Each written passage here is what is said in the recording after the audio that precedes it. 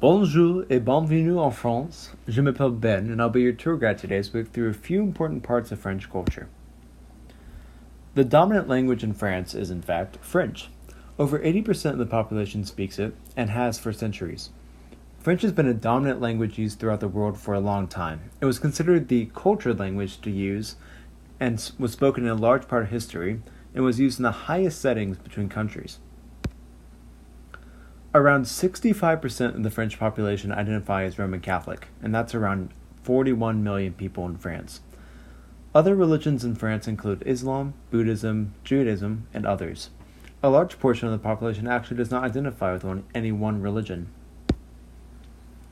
France is steeped in history, perhaps most famously for the French Revolution started in 1789.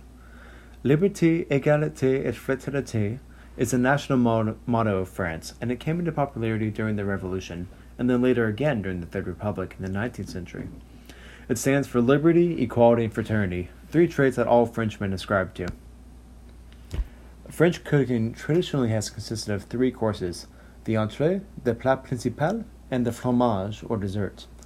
Cheese is often used as a finishing dish, but desserts can include crème brûlée, macarons, or eclairs. My personal favorite is to make a duck confit with my dad. France has been a hotspot for the development of art for centuries. There are a number of great arts institutes and schools in France for a bunch of different disciplines. One of the most famous museums in the world, the Louvre, located in Paris, houses some of the most famous works in history. You might recognize the Mona Lisa, painted by Leonardo da Vinci. For the French, there are universal days that represent what it means to be French. One of the most important holidays they celebrate is called Bastille Day, celebrated on 14 Juillet, or the 14th of July. It celebrates the turning point of the French Revolution, when the Bastille was stormed to gain control of the facilities. It is celebrated every year on the Champs-Élysées with a military parade, and high-ranking officials always attend. Like French art, French architecture is widespread and has a deep past. What most often comes to people's minds is the French Gothic style, which was common from around 1100 to 1500. A great example of it is the Notre Dame Cathedral, located in the middle of Paris.